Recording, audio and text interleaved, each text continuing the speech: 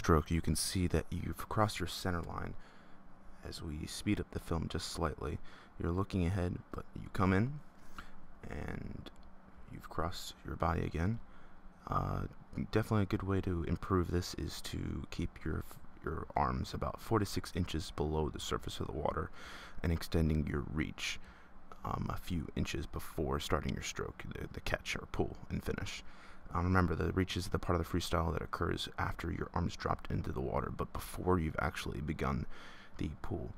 With your reach, you want to make sure you have a slightly bent wrist, as well as keeping just slightly below the surface of the water, and extend that reach of your stroke just a little bit more, so you won't be crossing your center line.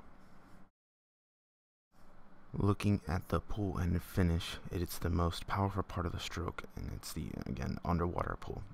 You want to make sure that you relax your fingers under the water, and you want to allow a small gap between your fingers. You don't want to have it completely closed. A great way to kind of test this is to stick your arm out the window when you're driving your car, and then you angle your hand towards the oncoming traffic, essentially, and you can open and close your arms, and you can see where the stronger force is against your hand compared to opening your fingers all the way. Again, make sure that you catch the water by letting your elbow pop up at the beginning of each pull. While your fingertips, you're going to start angled towards the bottom. Bend your wrist a little bit, and you don't want to let any part of your arm cross the center line. Just make sure that when you finish your stroke, that you're finishing all the way towards the back of where your hips are. And looking at your stroke right here, you can see that you don't have a full finish. You come around your waist, but you want to have closer to the lower part towards your knee, essentially. Recovery and entry should be one of the most effortless and relaxed moments or movements in your freestyle stroke. The priority is to quickly and efficiently return the arm to a streamlined position in front of the body after you've exited the water. Remember, after the underwater finish, you want to lift your elbow and swing it forward. Again, basically you want to have a high elbow recovery with fingertips near the surface of the water, and when you enter the water, you should hear a plop. And looking at yours, you can see you're diving right into and almost going straight to the surface, and you want to almost like you're plopping again on the surface of the water, more of where your arm should be. Where you're entering currently right there in the water, you kind of want to be entering right around here. That would be an ideal spot. Remember, don't lead or push your hand out of the water. When you look at the right side of your stroke, you can see right here that you're almost forcing your wrist out, and that's why you see so much water behind you. Just let our arm come effortlessly out of the water, and then plop it back in, and you're going to have a better stroke and more streamlined position in the water. With the body position in the water, you want to make sure that the water line's cutting at the center of the head and your body isn't rotating past 45 degrees. And it looks like here you're pretty much perpendicular to the surface of, or the bottom of the pool. As you can see, this is almost where your body's looking, and you want to have it more at a 45 right there. And going back towards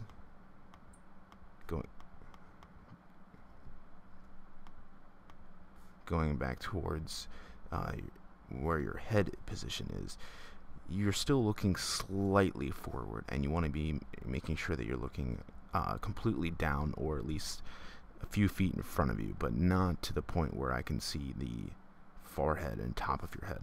Just keep your head down a little bit, and it should completely help your body position in the water. Another important part of the stroke is making sure that you're breathing underwater, which sounds counterintuitive, but you want to keep an ongoing exhalation in the breathing. Looking at your stroke here, you can see that you are slightly exhaling air, but I just want to reiterate to make sure that you're not holding your breath when you're taking a stroke. Most people, exhale right before they're about to breathe, and you're actually hurting yourself and performance-wise. Just make sure that you're continually exhaling when you're taking each stroke. In regards to where your legs and kick is, you want to make sure that you're slightly breaking the surface of the water with your heels. Heels indicate balance. And as long as you're not doing this when you're bending your knees, again, it's good. When you look at the film right here, you can see almost where your legs become scissored. When I draw a line, this is one leg and this is the other leg, and they're almost going completely opposite of each other. You want to make sure that it's a completely up and down motion from driving from the hips. And as we continue on, you can see that you have a pretty good kick. Just make sure you're not bending from the knees, and then not crossing your legs. Keep your legs straight forward and kick from the hips. Overall, stroke looks very good. If anyone else out there is looking to get their video analysis done for swimming and or running, make sure you check out our website at www.TriGuyCoaching.com or follow us on Twitter at TriGuyCoaching. Thanks.